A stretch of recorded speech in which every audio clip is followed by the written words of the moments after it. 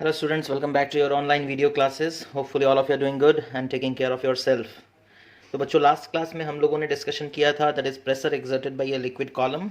Okay, this was the topic which we discussed in our last class, that is pressure exerted by a liquid column. Okay, pressure exerted by a liquid column. Okay, and derivation हम लोगों का इस तरीके से था कि हम लोगों ने एक सिलेंड्रिकल वेसल कंसीडर किया था, जिस सिलेंड्रिकल वेसल का एरिया ए था, उसका डेप्थ एच अमाउंट का था और उसमें जो लिक्विड था उसका डेंसिटी रॉ था.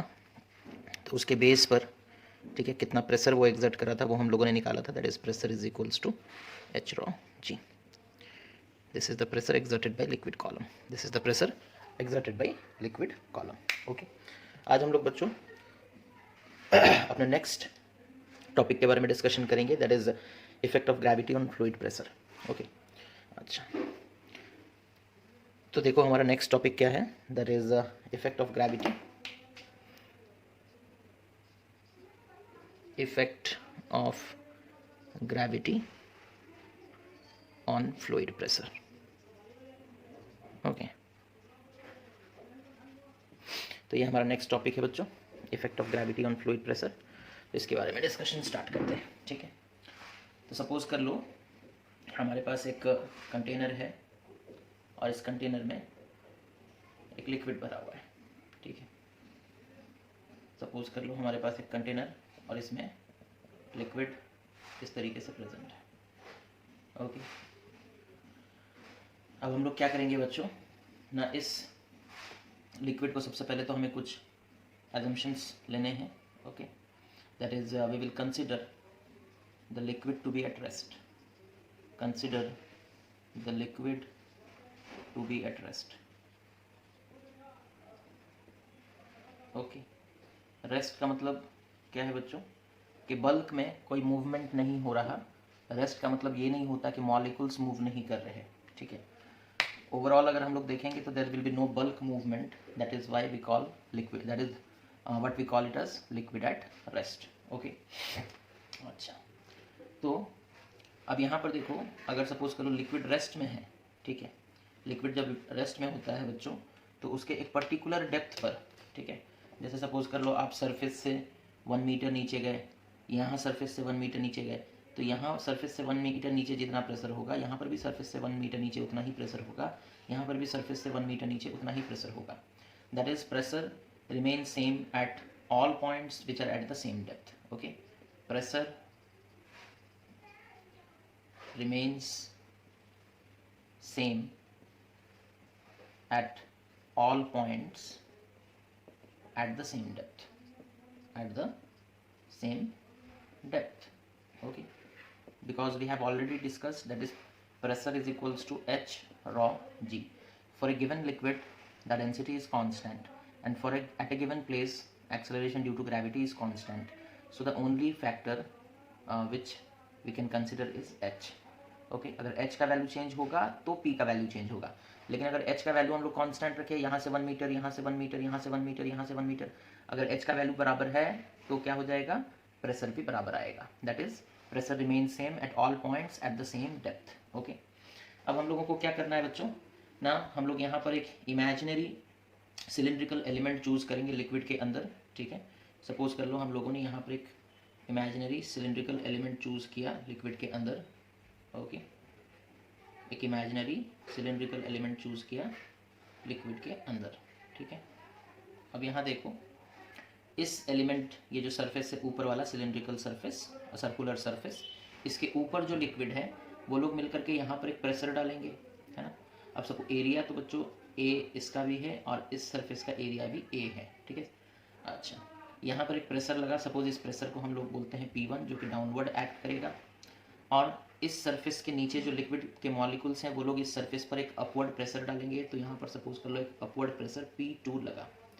ऑब्वियसली बच्चों P2 will be greater than P1. ठीक है, अच्छा तो ये हो गया हमारा एजम्पशन. और सपोज कर लो ये जो टोटल सिलिंड्रिकल एलिमेंट हम लोगों ने कंसिडर किया है इसका हाइट कितना है ना h, इसका हाइट कितना है ना h. ओके, अब हम लोग फोर्सेस निकालते हैं बच्चों. ओके, पहले हम लोग निकालेंगे that is force due to liquid pressure, force due to liquid pressure, okay, at the top, at the top surface, ठीक है, ऊपर वाला जो सरफेस है उसके ऊपर जो लिक्विड है और उस लिक्विड की वजह से प्रेशर लगेगा, है ना। तो let it be F1, it is equals to P1 into A, okay, P1 into A, because pressure is equals to force by area, तो force is equals to pressure into area. Similarly बच्चों, force due to liquid, force due to liquid at force due to liquid pressure at the bottom surface, pressure at the bottom surface, okay, at the bottom surface। तो बच्चों हम लोगों को पता है liquid जो है वो हर एक डायरेक्शन में प्रेशर एक्सर्ट करता है, तो इस सरफेस के नीचे जो लिक्विड होगा वो लोग मिलकर के इसके ऊपर एक प्रेशर डालेंगे, है ना, जिसे हम लोग P2 बोलते हैं। तो वहाँ से फोर्स क्या निकल कर आएगा, that is F2 is equals to P2 into A, okay. अच्छा, उसके बाद ये जो लिक्विड हम लोगों ने कंसिडर किया है इमेजिनरी एक सिलेंड्रिकल पोर्शन और कॉलम, उसका खुद का भी वेट होगा बच्चों, और उसका वेट डाउनवर्ड एक्ट कर रहा होगा, और उसका वेट सपोज कर लो W है, तो वेट का भी हम लोग निकाल लेते हैं एक्सप्रेशन ना, weight of the liquid column, weight of the liquid column, ये कितना निकल कर आएगा weight of the liquid column. तो वेट क्या होता है बच्चों, that is weight is equals to mass into gravity, okay, which is equals to mass की जगह हम लोग लिख सकते हैं क्या है ना, वॉल्यूम इंटू डेंसिटी, तो volume into density into gravity, okay. अब यहाँ देखो वॉल्यूम कितना होगा, सिलेंड्रिकल एलिमेंट, तो एरिया इंटू हाइट, तो वॉल्यूम की जगह लिख देंगे area into height into density into gravity, okay. तो ये हमारा टोटल निकल गया बच्चों, there is different forces acting on that liquid column, okay. अच्छा, इतना निकालने के बाद अब हम लोग देखेंगे दैट इज क्योंकि हम लोग स्टार्टिंग में ही बोले थे consider the liquid to be at rest, अगर लिक्विड रेस्ट में है बच्चों that means the net force should be equal to zero. Net force मतलब total downward force should be equal to total upward force, ठीक है। Downward force कौन कौन से हैं देखो, एक तो F1 डाउनवर्ड एक्ट कर रहा है ना, F1 जो है वो किधर एक्ट कर रहा है डाउनवर्ड, और F2 जो है वो किधर एक्ट कर रहा है अपवर्ड, वेट जो है वो किधर एक्ट कर रहा है डाउनवर्ड। तो हम लोग लिख सकते हैं since the liquid is at rest we can write F1 plus W that is the total downward force is equals to F2 is equals to F2। F1 को इधर ले आते हैं तो क्या हो जाएगा, that is F2 minus F1 is equals to W, okay. Now F2 की जगह हम वैल्यू पुट करते हैं बच्चों P2A, that is P2A minus F1 की जगह वैल्यू पुट करते हैं P1A is equals to W, W की जगह ये वैल्यू पुट कर देते हैं that is AH rho G, okay. That implies, अब इसमें से A कॉमन चला जाएगा, that is A into P2 minus P1 is equals to AH rho G। अब दोनों साइड से A कैंसिल हो गया बच्चों, है ना। तो P2 माइनस P1 कितना आ रहा है, P2 minus P1 is coming out to be AH rho G, ठीक है। तो यहाँ से देखो हमारा P2 माइनस P1 क्या आ गया, P2 minus P1, P2 minus P1 is equals to A cancel हो चुका है बच्चों, that is H rho G, ठीक है, H rho G। सो यहाँ पर हम लोगों को एक एक्सप्रेशन मिला that is P2 minus P1 का, यानी कि नीचे से जो प्रेशर लग रहा है और ऊपर से जो प्रेशर लग रहा है वो डिफरेंट है बच्चों, और वो प्रेशर में कितना डिफरेंस है ना, H rho G, ठीक है, that is H rho G। इसी को बच्चों हम लोग आगे चलकर गॉज प्रेशर भी कहेंगे, ओके। तो इतना नोट कर लें। उसके बाद देखो हम लोग क्या करेंगे ना, अगर इस अपर सरफेस को हम लोग थोड़ा ऊपर के शिफ्ट कर देते हैं, पूरे सरफेस पे ले आते हैं, है ना, तो क्या हो जाएगा, मतलब उसके ऊपर और कुछ लिक्विड नहीं होगा, ठीक है। तो हम लोग जो मतलब हमारे कंसिडरेशन में हम लोग कुछ चेंज करेंगे, ठीक है। देखो इतना नोट करने के बाद बच्चों हम लोग थोड़ा सा चेंजेस करेंगे, ठीक है। हम लोग मान लेंगे कि जो सरफेस 1 है ना, that is the top surface, okay. ये जो ऊपर वाला सरफेस है वो पूरा मतलब जो हमारे कंसिडर जो हम लोग किए थे अपर सरफेस वो पूरा लिक्विड के सरफेस पे है, ठीक है। अगर लिक्विड के सरफेस पे है तो इसके ऊपर लिक्विड की वजह से तो कोई प्रेशर नहीं लगेगा, इसकी वजह से जो प्रेशर लगेगा वो एटमॉस्फेयर की वजह से लगेगा, ठीक है। तो हम लोग चेंज थोड़ा करते हैं बच्चों, हम लोग क्या कहते हैं कि अगर हम लोग पॉइंट 1 को ना shift point 1 to the surface to the surface. Okay, अगर हम लोग पॉइंट 1 को पूरे सरफेस पे ले जाते हैं, which is open to atmosphere, which is open to atmosphere, है ना, जो कि जिसके ऊपर एटमोसफियर है, ठीक है। तो ऑब्वियसली उसके ऊपर एटमोसफियर का प्रेशर एक्ट करेगा बच्चों, है ना। एंड तो हम लोग यहाँ पे लिख सकते हैं then in place of P1, है ना, यहाँ जो प्रेशर P1 हम लोग बोलते थे लिक्विड की वजह से प्रेशर गिर रहा है, उसे हम लोग लिख देंगे then in place of P1 we can write PA, that is pressure due to atmosphere. Because जब इस सरफेस को तुम सरफेस मतलब इस सरफेस को अगर तुम पूरा ओपन टू एटमोसफियर तक ले जाते हो, यानी कि अपर सरफेस तक ले जाते हो, तो उसके ऊपर एटमोसफियर का प्रेशर एक्ट करने लगता है और कोई दूसरा प्रेशर नहीं होता। तो हम लोग P1 की जगह क्या लिख सकते हैं, PA, और P2 का सिंबल हम लोग चेंज करके सपोज लिख देते हैं P, and let P2 is equals to P, ठीक है। तो फिर हमारे इक्वेशन में थोड़ा चेंजेस आएगा बच्चों, हम लोग लिख सकते हैं, देखो P2 माइनस P1, P2 की जगह हम लिखेंगे P minus PA is equals to H rho G, ठीक है, और P that is pressure at a depth, okay, is equals to PA plus H rho G, okay. ये क्या निकल कर आया बच्चों, देखो इस चीज़ को हम लोग समझते हैं थोड़ा, कि अगर यहाँ देखो, अगर सपोज कर लो ये एक लिक्विड सरफेस है, मतलब ये लिक्विड हम लोग लिए और इसका ये अपर सरफेस, ठीक है। अब तुम्हें इस पॉइंट पर प्रेशर निकालना है, ठीक है। तो इसके ऊपर जो लिक्विड कॉलम है ना, इसके ऊपर जो लिक्विड कॉलम है उसके वजह से एक प्रेशर डेवलप होगा जिसे हम लोग कहेंगे H रॉ G, और इस अपर सरफेस के ऊपर किसका प्रेशर पड़ेगा बच्चों ना, एटमॉस्फेयर का, उसे हम लोग कहेंगे PA। तो इस पॉइंट पर जो टोटल प्रेशर हो जाएगा दैट इज एटमॉस्फेयर का प्रेशर प्लस लिक्विड कॉलम का pressure, that is H rho G, है ना। तो pressure at a depth H, okay, जिसे सिंपली तुम P भी लिख सकते हो, है ना। तो टोटल प्रेशर कितना हो जाएगा ना, it will be equal to pressure due to atmosphere plus pressure due to liquid column. तो लिक्विड सरफेस के अंदर किसी एक डेप्थ में बच्चों अगर आप जाते हो, हाइट H नीचे, डेप्थ H नीचे, तो यहाँ पर प्रेशर टोटल कितना हो जाता है ना, लिक्विड कॉलम की वजह से pressure that is H rho G plus atmosphere का प्रेशर दैट इज PA।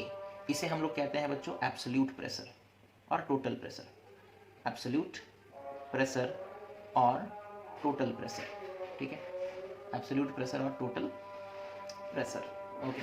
और इसे हम लोग क्या कहते हैं बच्चों, that is P minus PA, that is the difference between absolute pressure and atmospheric pressure, इसे हम लोग कहते हैं गॉज प्रेशर, इसे हम लोग क्या कहते हैं गॉज प्रेशर।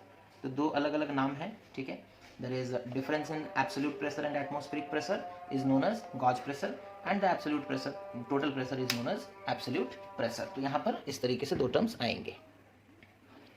तो इस एक्सप्रेशन से हम लोगों को बच्चों गॉज प्रेशर, एब्सोल्यूट प्रेशर, ये सारा चीज़ पता चला, और हम लोगों को इस एक्सप्रेशन से ये भी पता चला कि जो गॉज प्रेशर होता है ना, वो ना ही एरिया पे डिपेंड करता है, बिकॉज देखो फॉर्मूला में क्या आ रहा है H रॉ G, ठीक है, ना ही वो एरिया पे डिपेंड करता है, और बच्चों सिर्फ वो डिपेंड करता है फॉर ए गिवन लिक्विड। अगर हम लोग बात कर रहे हैं तो डेंसिटी भी कांस्टेंट हो गया, हम लोग एक जगह के बारे में बात कर रहे हैं तो वहाँ पर एक्सेलरेशन ड्यू टू ग्रेविटी भी कांस्टेंट हो गया।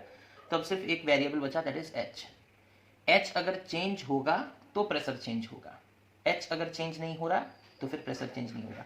यानी कि सेम डेप्थ में किसी भी जगह पर, है ना, लिक्विड से सेम डेप्थ तुम नीचे, चाहे यहाँ से इधर आओ, चाहे यहाँ से उतना ही डेप्थ नीचे आओ, यहाँ पर जितना प्रेशर होगा यहाँ पर भी उतना ही प्रेशर होगा। दैट इज अगर हम लोग इस तरीके से सारे सेम डेप्थ वाले पॉइंट्स को एक लाइन में ज्वाइन कर दें तो this line represents what, a line of equal pressure, है ना, that is the pressure remains same in a horizontal plane surface inside the liquid, okay, which is at the same depth, okay।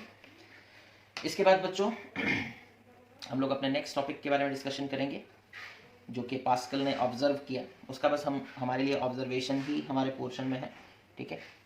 क्या observation था, उन्होंने देखा, अभी जो हम लोगों ने बात किया एरिया पे डिपेंड नहीं करता, वॉल्यूम पे डिपेंड नहीं करता, इन सारी चीज़ों पर प्रेशर डिपेंड नहीं करता, ठीक है। तो इसी से उन्होंने एक कंक्लूजन निकाला और उन्होंने कहा कि सपोज कर लो अगर हम एक इस तरीके का वेसल लेते हैं, ठीक है, अगर सपोज कर लो हम एक इस तरीके का वेसल लेते हैं, ओके, थोड़ा टेढ़ा हो गया बच्चों, अगर सपोज कर लो हम एक इस तरीके का वेसल लेते हैं, ओके, और उसी के साथ जोड़कर एक इस तरीके का वेसल लेंगे,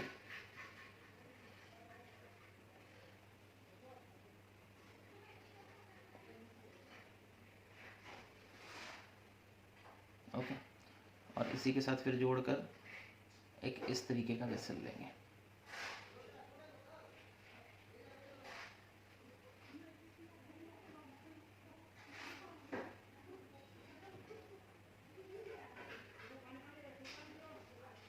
फिर उन्होंने क्या कहा, उन्होंने कहा कि हम तीनों वेसल में, तीनों का शेप अलग है बच्चों, लेकिन तीनों वेसल में सेम लिक्विड सेम हाइट तक भर देंगे। तीनों में सेम लिक्विड सेम हाइट तक भरा जाएगा, ठीक है, तीनों में सेम लिक्विड सेम हाइट तक भरा जाएगा, ठीक है। दैट मीन्स लिक्विड का डेप्थ पहले वाले में जितना है दूसरे वाले में भी उतना ही है, और हम लोग तीसरे वाले में जब फिल करेंगे तो उसमें भी उतना ही रखेंगे, ठीक है। फिर उन्होंने क्या कहा, उन्होंने कहा कि अगर हम लोग यहाँ पर एक सिलिंड्रिकल डिस्क लगा देते हैं जो कि प्रेशर को रीड कर सके, और उस मतलब यहाँ पर एक प्रेशर रीड करने के लिए एक अरेंजमेंट किया गया है ना, यहाँ एक पॉइंटर है और यहाँ पर एक स्केल लगा हुआ है, इसके नीचे में भी एक पॉइंटर है और इस तरीके से एक स्केल लगा हुआ है, ठीक है, और इसके नीचे में भी उन्होंने एक पॉइंटर लगाया और एक स्केल लगाया, ठीक है। तो ये प्रेशर रीड करने का अरेंजमेंट है जो कि हमें उतना डिस्कस नहीं करना। तो उन्होंने देखा क्या ना, इसमें जितना प्रेशर शो कर रहा इसमें भी उतना ही प्रेशर शो कर रहा और इसमें भी उतना ही प्रेशर शो कर रहा। दैट मीन्स प्रेशर सिर्फ डेप्थ पे डिपेंड करता है for a given liquid, for a given liquid at a given place, okay, for a given liquid and at a given place the pressure depends only upon the depth, that is h, okay. It does not depend upon the amount of liquid, it does not depend upon the shape of the vessel, okay. It only depends upon whom, it only depends upon the depth of the liquid, okay. इसी को उन्होंने क्या कहा, okay, इसी को उन्होंने कहा hydrostatic paradox, hydrostatic paradox, okay. तो ये था उनका एक्सपेरिमेंट बच्चों, that is pressure exerted by liquid column depends only on the height of the liquid column and not on the shape of the containing vessel, okay, and not on the shape of the containing vessel, not on the amount of liquid present in the containing vessel, it only depends upon the depth, okay, where you want to calculate or you want to measure the pressure, okay.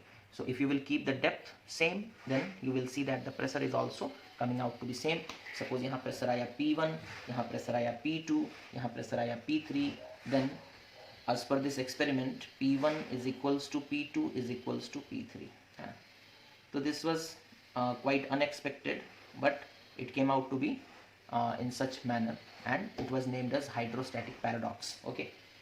It is also known as Pascal's vessel, है ना, ये जो arrangement है बच्चों इसे Pascal's vessels भी कहते हैं, ठीक है, जो कि हाइड्रोस्टैटिक पैराडॉक्स को रिप्रेजेंट करता है या फिर शो करता है, ठीक है।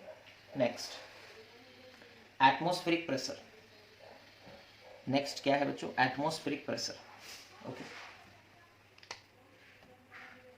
एटमॉस्फेरिक प्रेशर क्या होता है, हमें पता है कि हमारा जो अर्थ है वो चारों तरफ से घिरा हुआ है एयर के साथ, है ना, air is enveloping our earth from all the sides, okay. तो जैसे सपोज कर लो ये अर्थ, तो अर्थ के चारों तरफ एयर प्रेजेंट है ना, अर्थ के चारों तरफ एयर प्रेजेंट है, ओके, अर्थ के चारों तरफ एयर प्रेजेंट है बच्चों। अब एयर भी तो फ्लूइड है तो वो भी तो प्रेशर एक्सर्ट करेगा, है ना। सपोज कर लो हमारे एटमॉस्फेयर का ये अर्थ से लेकर के this is the height of the atmosphere, okay. तो यहाँ पर आप एक कॉलम चूज कर लो फ्लूइड का, ओके, एक फ्लूइड का कॉलम चूज कर लो जिसका एरिया 1 यूनिट हो, यूनिट एरिया। तो इस कॉलम के अंदर बहुत सारे एयर प्रेजेंट होंगे, एयर के पार्टिकल्स प्रेजेंट होंगे, ऑक्सीजन, नाइट्रोजन, कार्बन डाइऑक्साइड सब प्रेजेंट होगा, और वो लोग फ्लूइड का नेचर है कि वो हर डायरेक्शन में प्रेशर एक्सर्ट करते हैं, तो डाउनवर्ड डायरेक्शन में भी प्रेशर एक्सर्ट करेंगे। तो नेट जो प्रेशर निकल कर आएगा, है ना, नेट जो प्रेशर निकल कर आएगा उसे हम लोग क्या कहेंगे, एटमॉस्फेरिक प्रेशर।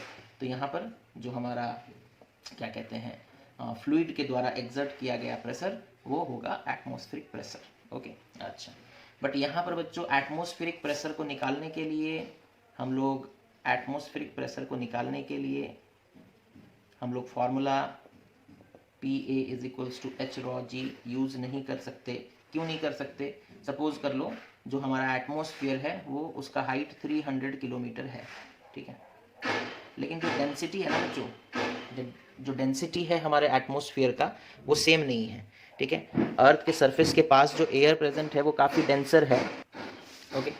अर्थ के सरफेस के पास जो एयर प्रेजेंट है वो काफ़ी डेंसर है, काफ़ी पास में है, और जैसे जैसे हम लोग ऊपर जाएंगे बच्चों डेंसिटी डिक्रीज होता रहता है, डेंसिटी जो है वो डिक्रीज, तो ये डेंसिटी यूनिफॉर्म नहीं है, इसी के हम लोग ये फॉर्मूला यूज़ नहीं कर सकते, ठीक है।